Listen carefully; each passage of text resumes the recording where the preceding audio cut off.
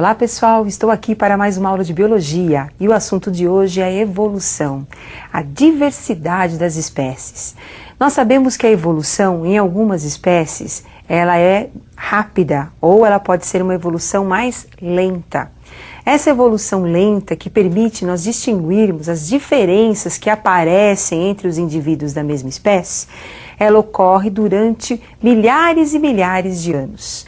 Dentro dessas evoluções que aparecem, que são chamadas também de intraespecíficas, porque aparecem entre os indivíduos da mesma espécie, é o que nós vamos iniciar o nosso estudo. Então nós vamos agora conhecer algumas das variações que aparecem nos indivíduos. Temos então a variação da produção de melanina na espécie humana. Então nós temos as várias produções mostrando então os vários tons de pele entre os indivíduos. Temos agora a imagem de uma floresta mostrando a diversidade entre os vegetais e a diversidade entre os animais.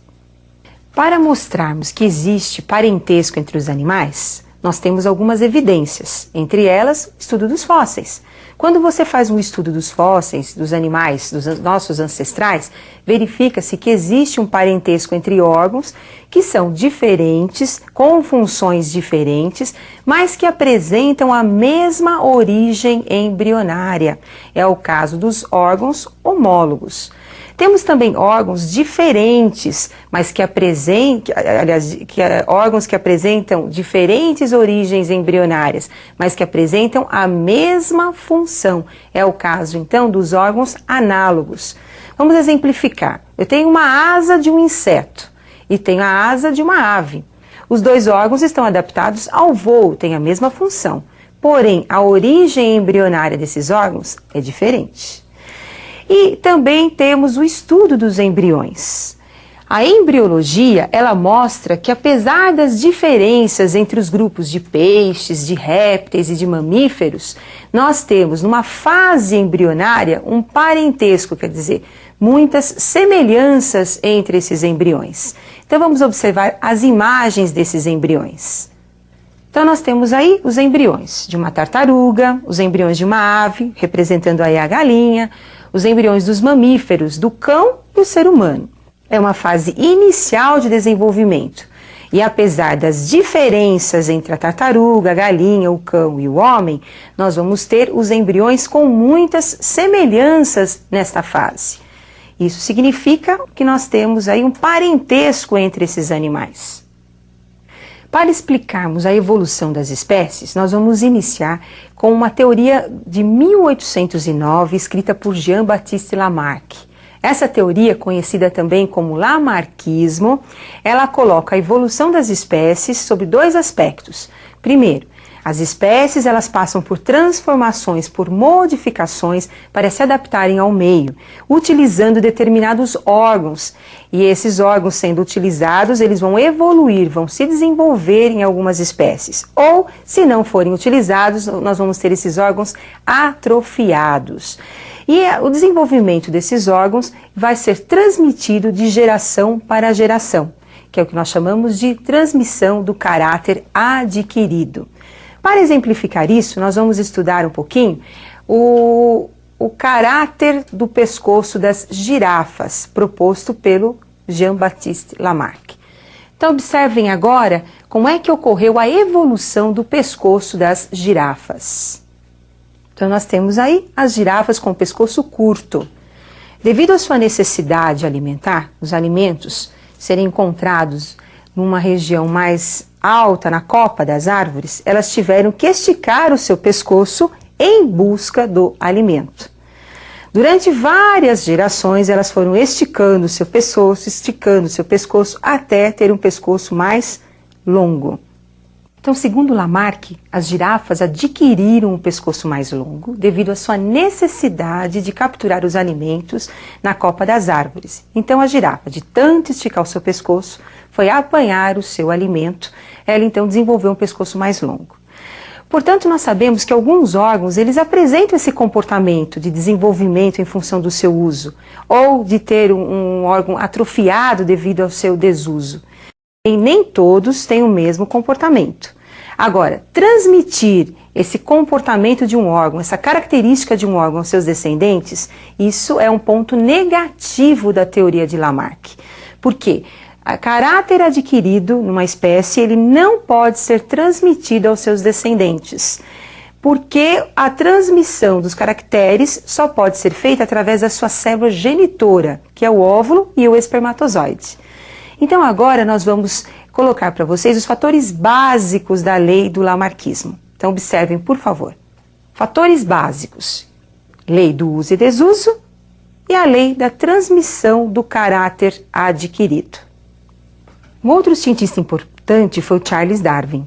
Ele começou a explicar as variações das espécies, a evolução das espécies, considerando dois princípios básicos: a variabilidade entre os indivíduos de uma mesma espécie e também a seleção natural, o meio ambiente interferindo, selecionando os elementos ou os indivíduos que estão mais bem adaptados e que, portanto, terão uma melhor sobrevivência dos indivíduos menos adaptados, que, portanto, irão desaparecer ou vão diminuir em termos de população. E o Darwin explicou, o caso das girafas de uma outra forma que o Lamarck. Segundo Darwin, nós tínhamos entre as girafas uma variedade de tamanhos aí de pescoços. Essas variações é que possibilitou as girafas com o pescoço mais longo adquirirem um alimento com maior facilidade e, portanto, prevalecerem no meio ambiente.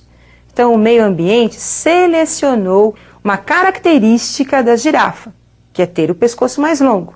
E com isso, as girafas de pescoço longo predominaram em relação às girafas de pescoço mais curto.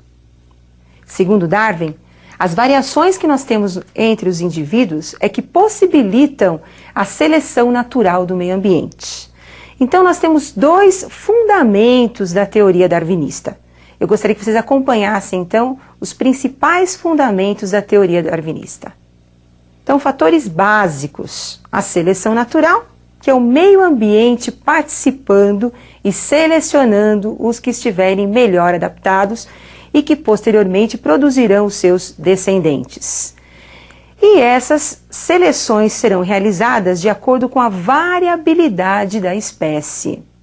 Porém, Darwin não conseguiu explicar o porquê da variedade entre os indivíduos da mesma espécie. Por que dentro de uma mesma espécie nós temos indivíduos que são melhor adaptados do que os outros? Então ele não conseguiu explicar porque ele não tinha conhecimento da genética. Posteriormente ao movimento de Darwin, nós temos o neodarwinismo, que veio justamente explicar o porquê da variabilidade das espécies. Então observem agora os principais fatores do neodarwinismo. Então, fatores básicos.